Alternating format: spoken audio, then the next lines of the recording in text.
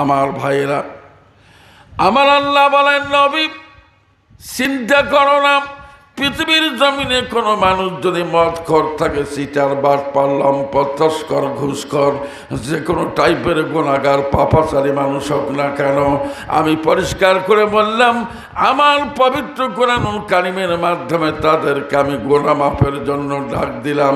আসো বান্দা, আসো বান্দি, জীবনে অন্যায় করেছো, জীবনে গুনাহ করেছো, আমার পবিত্র কোরআনুল কারীমের ডাকে সাড়া দাও, আমি তোমাদেরকে ১ নম্বরে জীবনের গুনাহ খাতা মাফ করে দেব, ২য় নম্বরে আমি তোমাদেরকে জান্নাতের সিট নাম্বার দেব। যখন সুবহানাল্লাহ। এই ডাক হলো কোরআনের ডাক।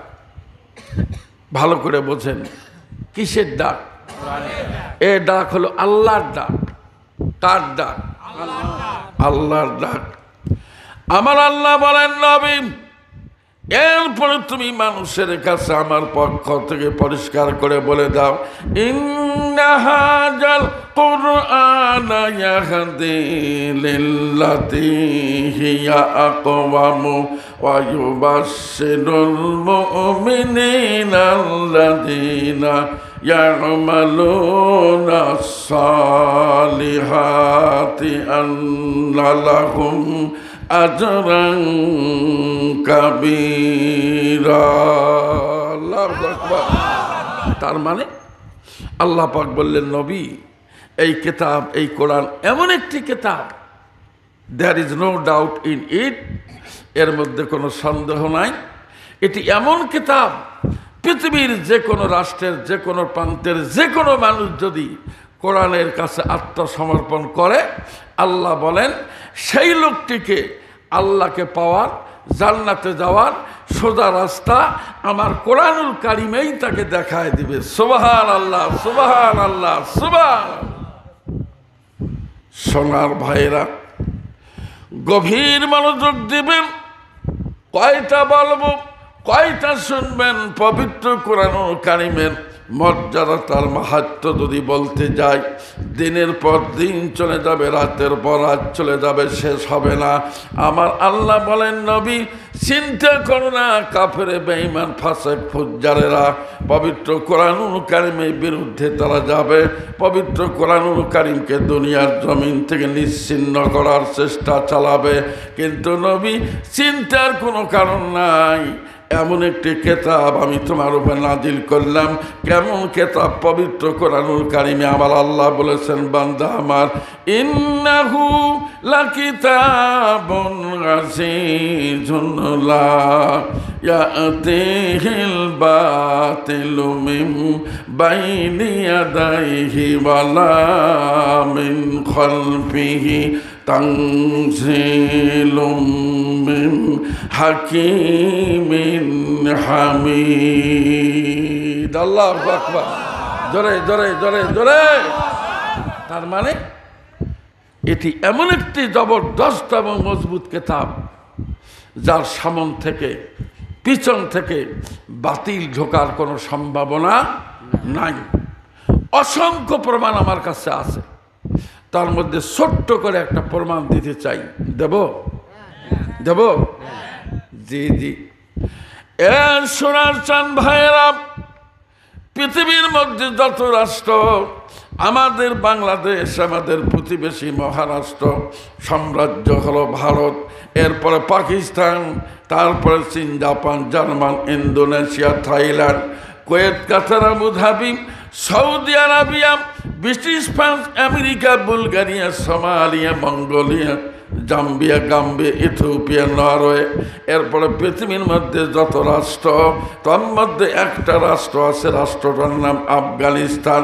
রাশিয়ার কাফের সৈনিকেরা আফগানিস্তানকে দখল করার জন্য বৃষ্টির মতো যখন গুলি বর্ষণ শুরু করলো, আফগান মা 6 বছরের আব্দুল জলিল নামে একটা সন্তানকে নিয়ে গর্তের ভিতরে ঢুকে পড়ল, আর বের হয় না। একদিন যায়, 2 দিন যায়, কয়েকদিন যাওয়ার পরে মাকে ছেলেই জিজ্ঞাসা করেছে, মা বলো তো গর্তের ভিতরে আমরা লুকিয়ে থাকি কেন? মা বলছে, বেটারে বৃষ্টির মতো মিসাইল পড়তেছে, বোমা পড়তেছে, গুলি বর্ষণ ঘটেছে, রাশিয়ার রক্তভক্ষ করে আফগানিস্তানকে দখল করতে চায়, এই জন্য বাইরে দেওয়া যাবে না। সন্তান ডাক দিয়ে বলছে, মা today or tomorrow everybody shall taste of death, কুল্লু নাফসিন যায়িকাতুল মাউত, প্রতিটা মানুষ মরে যাবে। 6 বছর আব্দুল জলিল আমি সিদ্ধান্ত নিলাম, একখান কোরআনুল কারীম কাপড়ে বেঁধে তাবিজ আকারে আমার গলার মধ্যে ঝুলিয়ে দাও, তা নিয়ে আমি মসজিদের বারান্দা যাব, বড় বড় আওয়াজে কোরআনুল কারীম তেলাওয়াত করব। এতে যদি জীবন যায় শাহাদাতের দরজা পাবো, কিয়ামতের ময়দানে তোমাকে আমি শহীদের মা বানাবো। তখন সুবহানাল্লাহ। মা আমাকে পাঠাও। ছেলেকে কোরআন শরীফ বুকে বেঁধে দিয়া পাঠানো হলো। এ ছেলে গিয়ে দেখে এর আগে আরো 11 জন মসজিদে বসে আছে। এ সহ কয়জন হলো? 12 জন কোরআনুল কারীম পড়তেছে। এমন সময় রাশিয়ার সৈনিকেরা এসে বলছে, বেটা এই থাম, মসজিদে এখানে কিসের চেঁচামেচি? এরা বলছে, না চেঁচামেচি না, আমরা আমাদের আল্লাহর কালাম তেলাওয়াত করি। বলছে, বেটা থাম, দেও তো দেখি কেমন কেতাব, কেমন কোরআন, আমাদেরকে একটা দেও।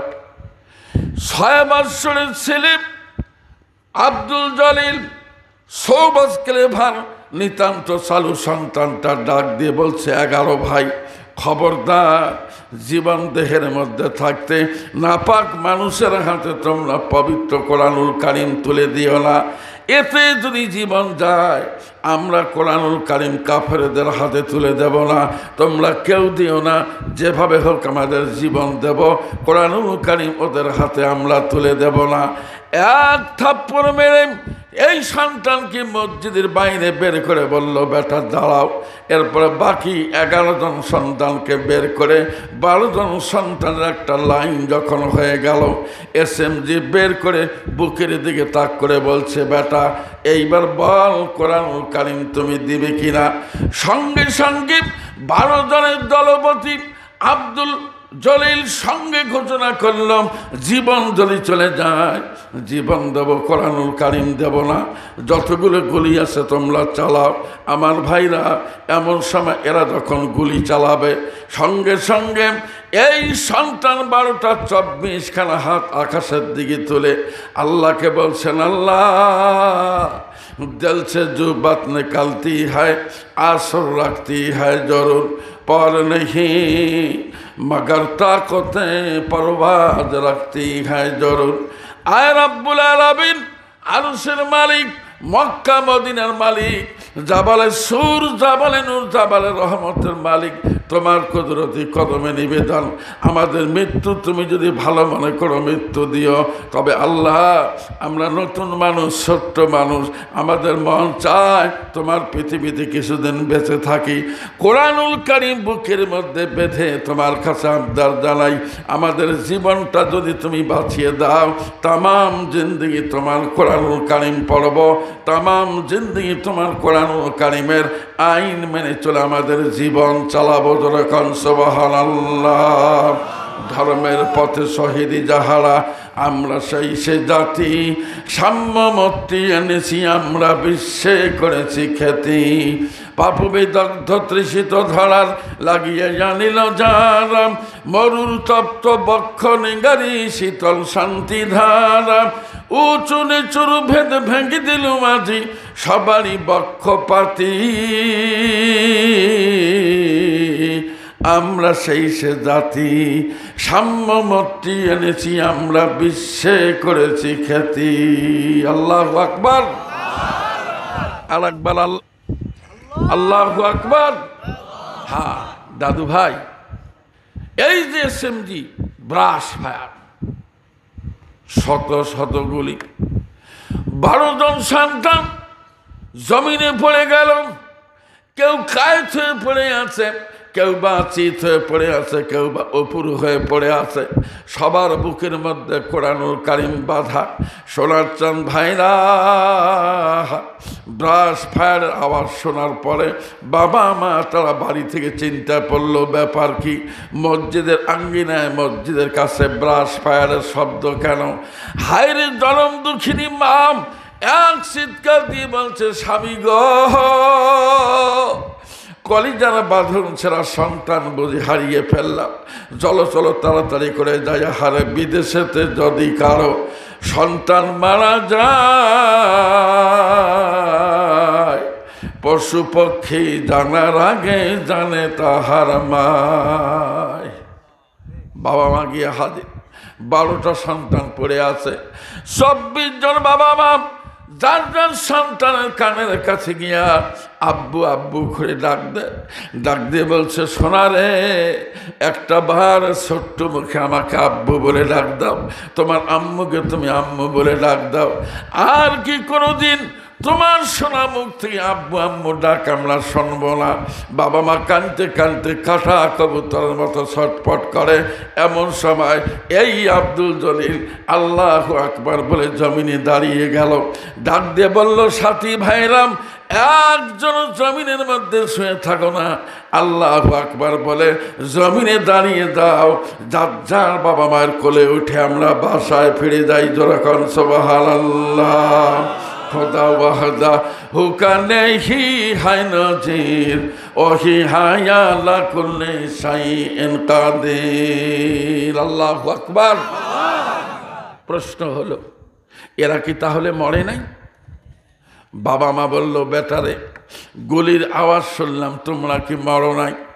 সন্তানগুলি যার যার জামা কাপড় হালকা করে ঝাঁকি দেয়, ঝরঝর করে গুলিগুলো জমিনের মধ্যে পড়ে যায়। বাবা মা বলছে, বেটারে গুলি কাপড় ছিদ্র করে গেল, তোমাদের কি কলিজা ছিদ্র করে নাই? সন্তানেরা বলছে, আব্বা আম্মা ব্যাপার বুঝলাম না। ওরা কাফিরি বেঈমানরা যখন গুলি চালায়, কোন যেন একটা অদৃশ্য শক্তি হাত দিয়ে থাপড়ায় থাপড়ায় গুলিগুলো আটক করে দিল। একটা গুলিও চামড়ায় স্পর্শ করে নাই। 12টা সন্তানকে জীবন্ত রাখার দায়িত্ব নিয়েছেন আমার আল্লাহ। যখন সুবহানাল্লাহ। কাদের কুদরত দানি हर से खाहिया कोनी मुर्दारा बे जाने बख्शी जंदारा बे जाकोनी। सुबहान अल्लाह बोलें भाईजान, जोरे बोलें सुबहान अल्लाह। আর একবার জোরে বলেন সুবহান আল্লাহ। হ্যাঁ, আরো কথা এতগুলো বলবো না, খালি একটা দৃষ্টান্ত দিলাম। কোরআনের মালিককে, এর মজবুতি দেওয়ার মালিককে, রক্ষা করার দায়িত্ব কার? জি, আল্লাহর দায়িত্ব রক্ষা করার। ছেলে বেঁচে গেল। সোনার ভাইয়েরা, আমার আল্লাহ বলেন, নবী চিন্তা করো না, কোনো চিন্তার কারণ নাই। এইবার আমি তোমাকে একটা কথা বলে দেই, নবী গর্তের থেকে বের হয়েছো, জনগণের কাছে চলে যাও, মানুষের কাছে যাও। তোমার একটা প্রথম দায়িত্ব আছে। সেটা কোন দায়িত্ব? কোরআনুল কারীমের ভাষা আল্লাহ বলেছেন, নবী আমার, ইয়া আইয়ুহার রাসূল বাল্লিগ মা উনজিলা ইলাইকা মির রাব্বিক। ও নবী, তোমার রবের পক্ষ থেকে, আল্লাহর পক্ষ থেকে কোরআনুল কারীমের যে অংশটুকু নাজিল করা হয়, এই অংশটুকু তুমি মানুষের কাছে পৌঁছিয়ে দাও।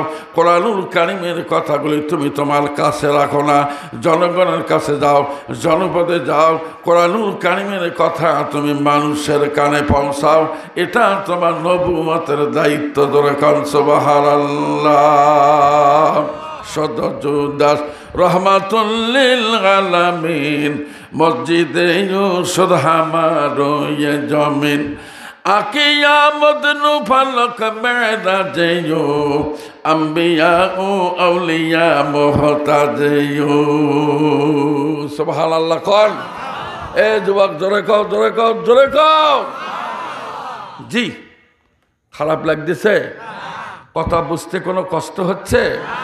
পরিষ্কার করে দেব, ধৈর্য ধারণ করেন।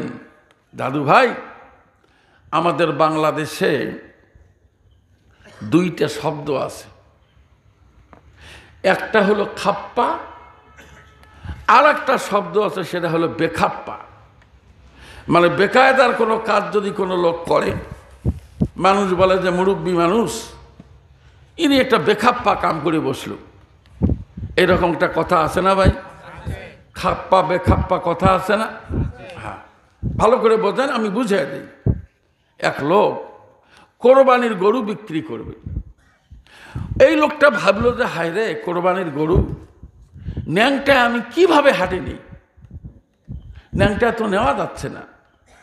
এই জন্য মহাদেবপুরে গিয়া একটা প্যান্ট বানাইলো, একটা শার্ট বানাইলো, একটা টুপি বানাইলো, চশমা কিনলো, গরু পুরে কাপড় চোপড় পরায়া হাটে যাচ্ছে বিক্রি করতে। কিন্তু যে লোকটা বিক্রি করতে যাচ্ছে সে লোকটার পরনে কোনো কাপড় নাই, লোকটা টোটাল ন্যাংটা। এইবার জবাব দেন, কাজটা খাপ্পা না বেখাপ্পা? সবাই কিন্তু বললেন না ভাই যান। বেখাপ্পা। গরু পরাইলো কাপড়, নিজে গেল ন্যাংটা, এটা কি খাপ্পা? বেখাপ্পা। তাহলে এটার খাপ্পা কোনটা? এটার খাপ্পা হলো গরু থাকবে ন্যাংটা, গরুর মালিক থাকবে কাপড় পরা, পোশাক পরা, এটাই তো খাপ্পা। কথা বলেন, এটাই তো খাপ্পা। বাস, এইবার চলেন আমাদের দেশের মানুষ। আহা, আমি তো সিনিয়র লোক, জুনিয়র লোক নই, হিসাব করে দেখি আমাদের দেশের যে কাজটা বেখাপ্পা, এ জাতির সন্তান ওটাকে খাপ্পা মনে করে। আন্দাজি ঠিক বললেন যে? আমাকে বলতে দেন, আগে বলে কি করবেন? আর যে কাজটা খাপ্পা, জাতির সন্তান সেটাকে বলে বেখাপ্পা। প্রশ্ন হলো যে হুজুর কথা তো বুঝতে পারলাম না, এবার বুঝেই। আমি যখন আসি তখন এই মঞ্চে একটা ছেলে গান গাইতেছে, আব্দুল আলিমের সঙ্গীত, যে গানের বর্ণনা আমার আগের হুজুর বলে গেলেন, শুনলেন না? পরের জায়গা পরের জমি ঘর বানাইয়া আমি রই, আমি তো সেই ঘরের মালিক নই। গায়ক হলো আব্দুল আলিম, পল্লীগীতি জগতের মুকুটির সম্রাট। আচ্ছা বলেন তো, এই গানটা কি খারাপ? তাহলে খাপ্পা না বেখাপ্পা? ঘুমাইছেন নাকি? তো কথা কর না দে। তো এই আব্দুল আলিমের এই গানটা খাপ্পা না বেখাপ্পা একটা কবেন তো? হ্যাঁ হ্যাঁ হ্যাঁ, খাপ্পা। ভালো কথা। আমার প্রাণের প্রাণ পাখি, আমার হৃদয় পাখি, তোরে কথা রাখি পাখি রে, সবে মিছে আর পাখি। আব্দুল আলিমের গান খাপ্পা না বেখাপ্পা? হ্যাঁ, এ মিয়া, যে পাখিটা দেহের মধ্যে আছে আপনি কি দেখেন? এটা কি বেঁধে রাখার জিনিস? কখন যে উড়াল দিবে তার ঠিক আছে? তাহলে এটা বেখাপ্পা হয় কেমনে? তার এই গানটা কি? খাপ্পা। বেশি বলবো না, এই দুইটাই বললাম। এবার চলেন তো, আমাদের বাংলাদেশে এমনও গায়িকা আছে, না জানি পিড়িতির তৈ জ্বালা, সই জয়না ফইনা ময়লা বলো ঘরের বাহির করিল। ক্লাস 9-এর মেয়ে পীড়িতির গান গায়, যে পীড়িতের জ্বালা আমি ঘরে থাকতে পারি না, ঘর থেকে বের হয়ে আসলাম। ও যুবক, আমাকে গ্রহণ করো। কথা বুঝতে পারলেন? এই পীড়িতির গান, যৌন সুরসুরিমূলক গান, এই 9-এর মেয়ে বলল, এইটা খাপ্পা না বেখাপ্পা? বাস, থ্যাংক ইউ ভেরি মাচ। বুঝতে হুজুর, খুব চেষ্টা করতেছি আমি। এটা কি খাপ্পা না বেখাপ্পা? এইবার যুবক, তোমরা যারা যুবক তোমরাই জবাব দাও। আমাদের দেশে একজন গায়িকা আছে, শরীরটা বেশ বিলেতি এঁদুরের মতো, পোলট্রি মুরগির মতো নাদুস নুদুস গাদুম গুদুম, বেটি বহু গান গায়। সেই বেটির মুখের থেকে গান বের হলো, হাইটটাও যায়, যা হবার তাই হয়। ঠিক না ব্যাটিক করলাম? এই যুবক এবার তোমরাই জবাব দাও, ঠিক না ব্যাটিক পেলাম? এবার বলেন এটা গান খাপ্পা না বেখাপ্পা? বেখাপ্পা। কিন্তু দাদু ভাই শিল্পী আব্দুল আলিম মৃত্যুবরণের কয়েকদিন আগে একটা গান গেয়ে বেটা চিরনিদ্রায় নিদ্রিত হয়ে গেল। তিনি বলেছেন কি বলিব সোনার চাঁদের কি বলিব রে, আর কি বলবো দাদু ভাই, যে বেটিটা হাইটাও যায় ফাইটাও যায়, অশ্লীল কথা বলল এই শাহজালালের পুণ্যভূমিতে, বেখাপ্পা গান গাইল। এই দেশের জনগণ এটাকে খাপ্পা মনে করে এই বেখাপ্পা গায়িকাকে মানুষ বাংলাদেশে বড় শেয়ার দিল। কথা বলেন, কথা বলেন, কথা বলেন, ঠিক বলছেন? এ কথা কি ঠিক? আসতে করলেন কেন? এ কথা কি ঠিক? গানটা গাইল খাপ্পা না বেখাপ্পা? বেখাপ্পা। চেয়ার পেল ছোট না বড়? বড় চেয়ার। এর সোনার ভাইরাম কি দিয়ে আপনাদেরকে বুঝাবো? বেখাপ্পা গান গালে সে গলার মধ্যে কি সুন্দর স্বর্ণের মালা পায়। সংক্ষেপে একটা কথা আমি আপনাদেরকে বলি, সে কথাটা হলো আজকে লক্ষ্য করবেন সতী নারী যারা আছে তার ভাতই জোটে না, আর সোনার মালা গলায় দেয় বেশ্যা মেয়েরা। কথা বলেন, ঠিক বলছি না ব্যাঠি? সতী নারী ভাত পায় না। কথা বোঝেন? সতী নারীর ভাত জোটে না, সোনার হার বেশ্যার গলে।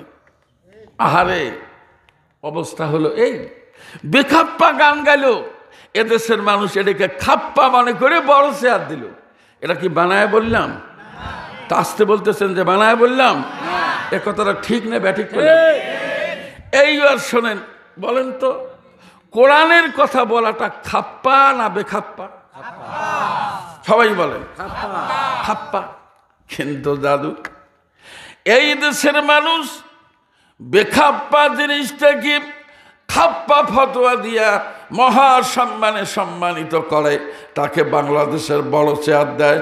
আর যে বেটা পবিত্র কোরআন কারিমের কথা বলে খাপ্পা কাম করে, নিঃসন্দেহে এই মানুষটিকে এই জাতির সন্তানেরা বেখাপ্পা কাজ মনে করে 14 শিখের মধ্যে তাকে জেলখানার ভাত খাওয়ায়। কথা বলেন, ঠিক বলছেন বেটি?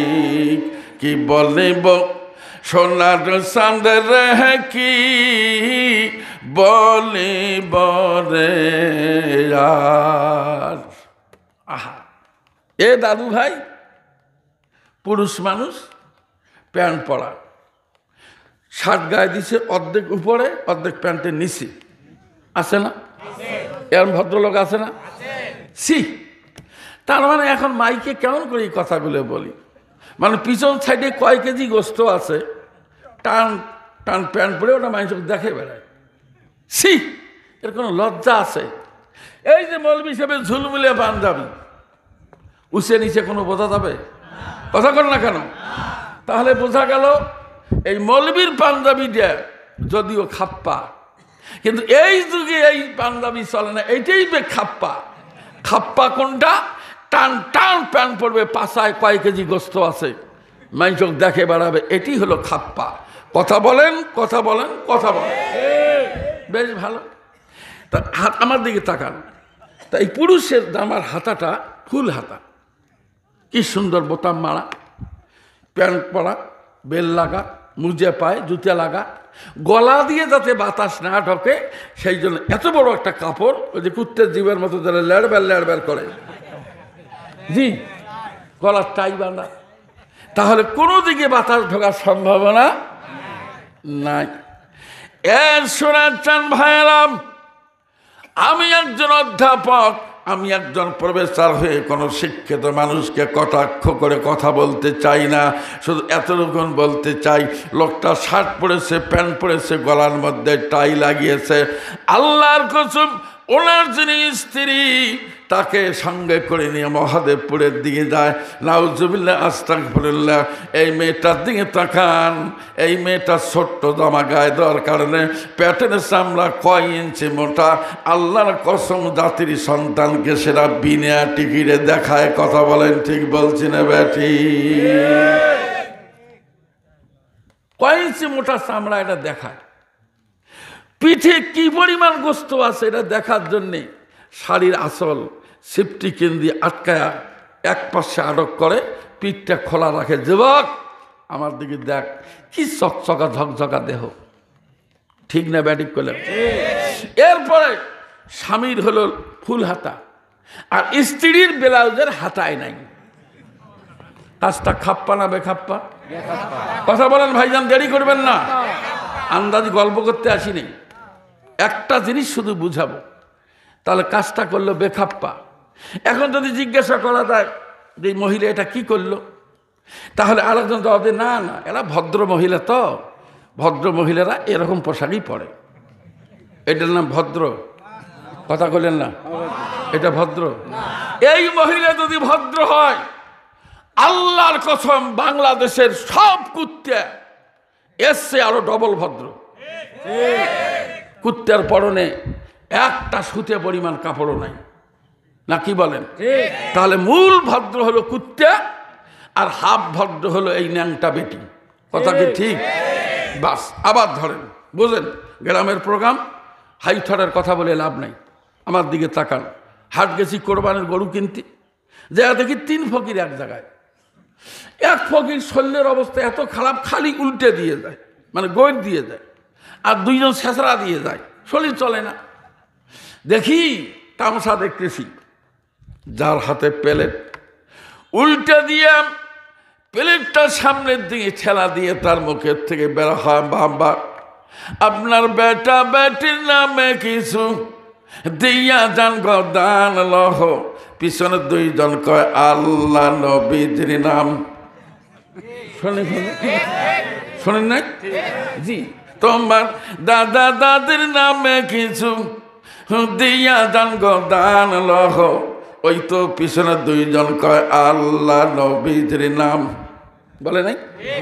এবার বলেন তো, এদের কি গজল গাওয়া উদ্দেশ্য না ভিক্ষা করা? হে দাদু কথা বলেন, জবান খোলেন। ভিক্ষা করা।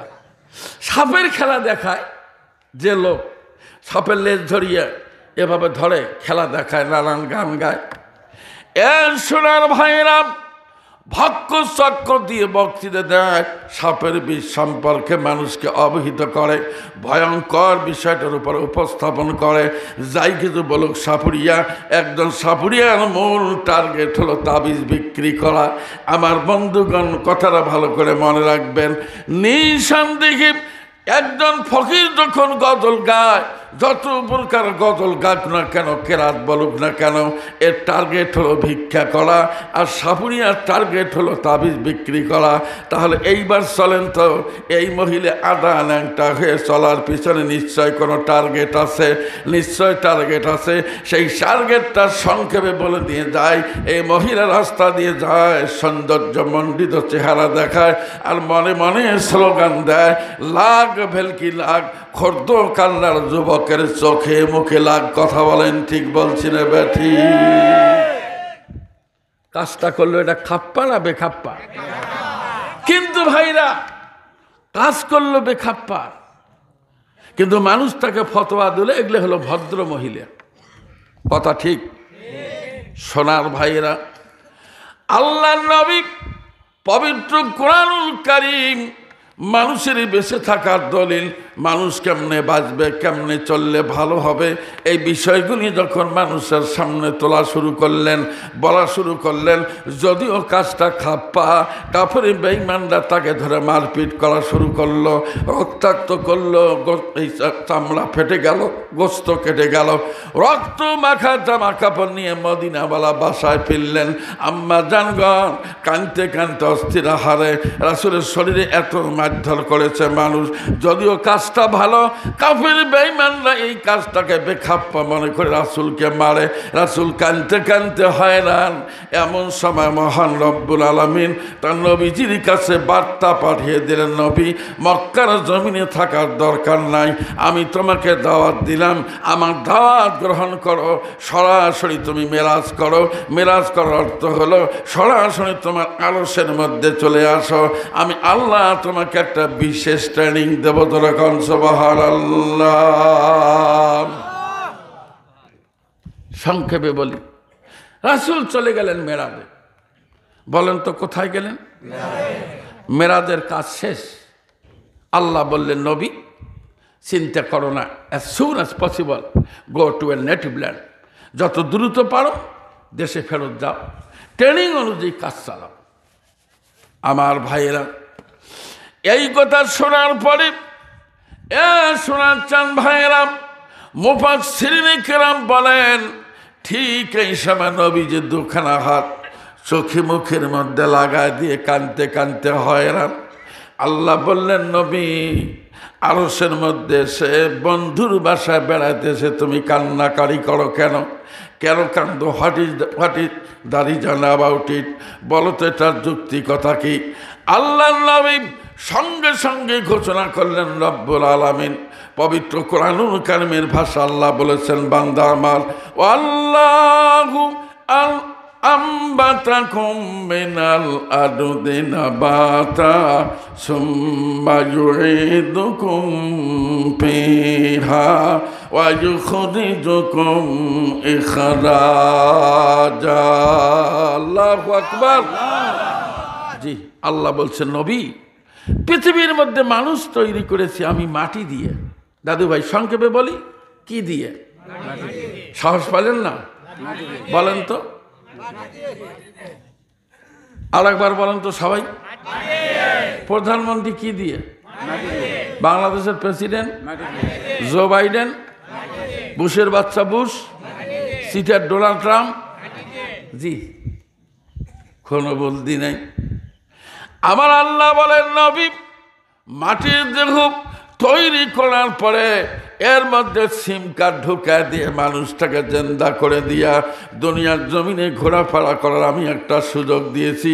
এগুলো যদি তাফসীর আকারে বলতে যাই তামাম রাত চলে যাবে।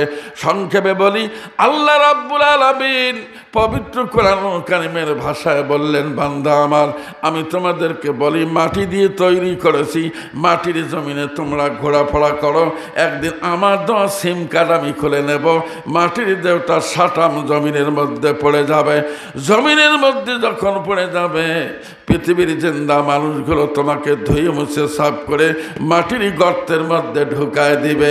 আল্লাহ বলেন, মাটি দিয়ে বান্দা তৈরি করেছি, আবার এই মানুষগুলোর মাটির দেহ আমি আল্লাহ মাটির গর্তের মধ্যে ফিরিয়ে নেব। যখন সুবহানাল্লাহ।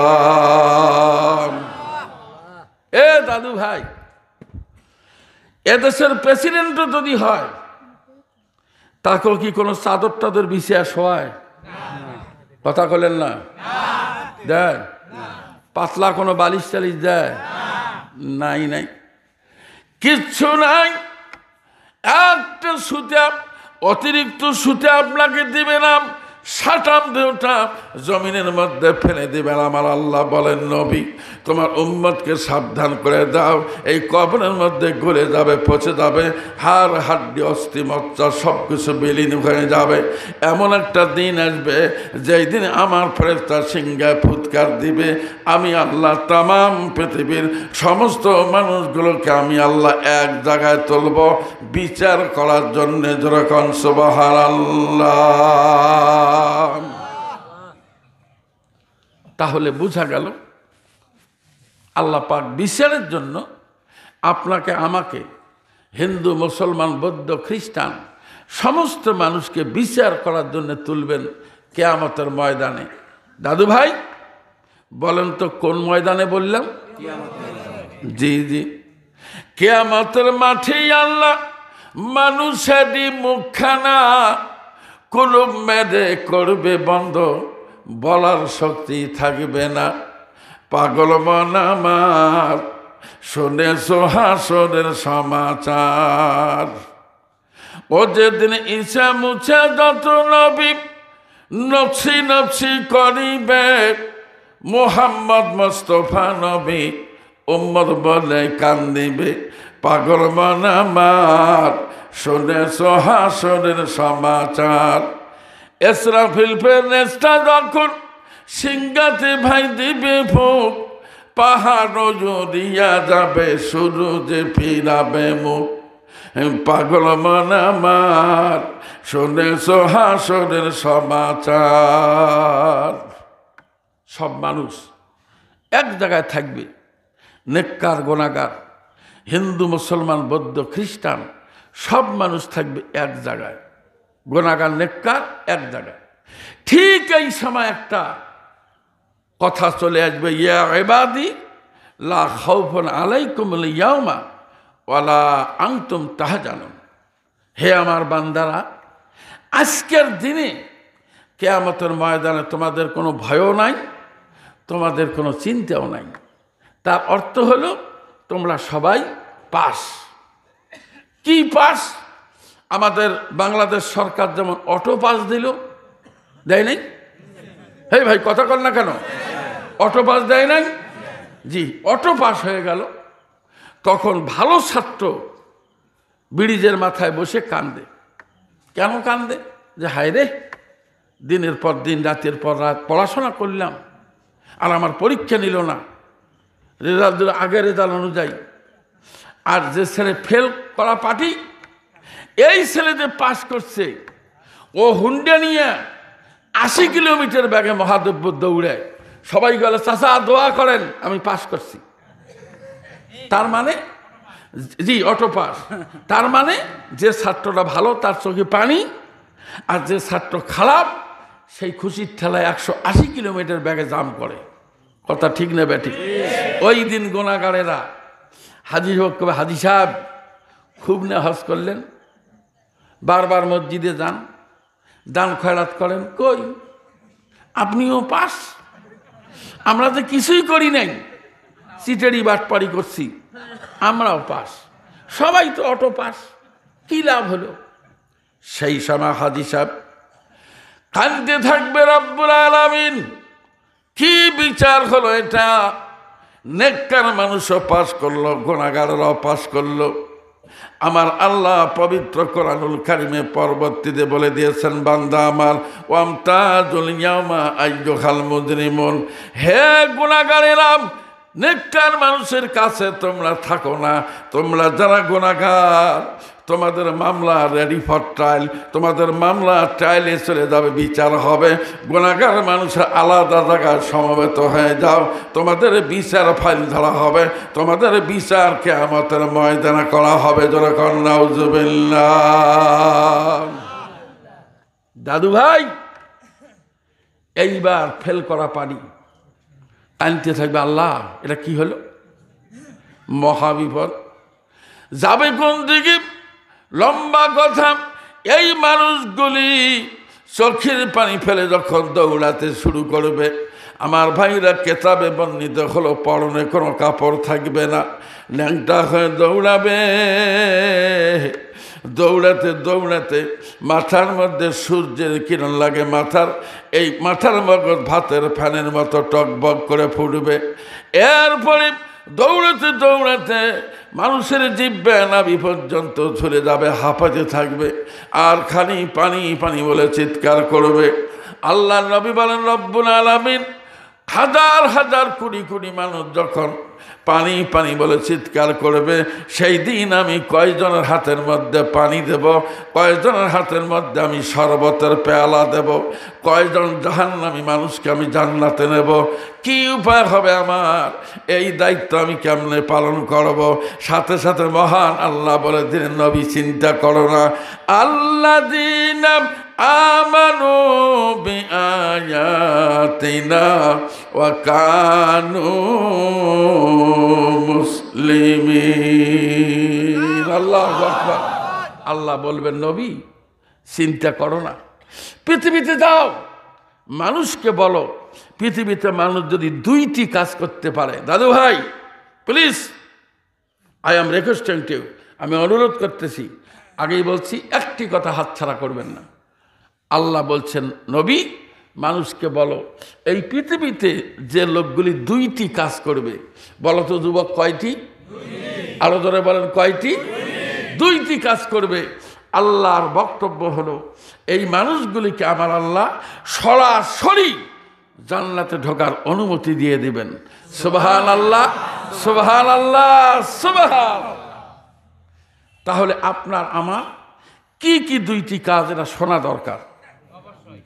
কথা বললেন না যে? তবে এই ওয়াজটা আওয়ামী লীগের শোনার দরকার নাই, হ্যাঁ? বিএনপির, জাতীয় পার্টি, জাসদ, বাসদ, যারা দল করে না খাসদ, সবাই। আওয়ামী লীগ করে তাই কি? লাশ যখন কবরে যাবে, আল্লাহর ফেরেশতা গেল, বেটা আবি তুম নীন্দ মে মুবতলা হুয়া হো, ঘুমিয়ে পড়েছ বেটা, জলদি বেদার হয়ে যাও।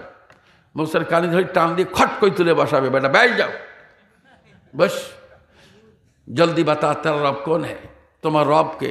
ওই সময় যদি বলে যে আমি মহাদেবপুরের আওয়ামী লীগের উপজেলা সেক্রেটারি, পিঠের চামড়া থাকবে? কথা কয় না পাবলিক? থাকবে। আমি বিএনপির আমলের সাবেক এমপি, চামড়া থাকবে। জাতীয় পার্টির আমি হুইপ ছিলাম, চামড়া থাকবে। দলীয় পরিচয় ওখানে দিলে রে বেটা, পিঠের চামড়া, হাড় হাড্ডি, অস্থি মজ্জা, কলজিয়া গুতরিয়া ফেফড়া, বিসমিল্লা আশকুল্লা, হাড্ডির জয়েন্ট পয়েন্ট যা আছে আল্লাহর ফেরেশতা এক লাথি দিয়ে ছিন্ন ভিন্ন করে ফেলাবে। কথা বলেন, কথা বলেন, কথা বলেন। আপনি আওয়ামী লীগ করেন তাতে কি কি হচ্ছে? আপনি আল্লাহর গোলাম না? আপনি মরবেন না?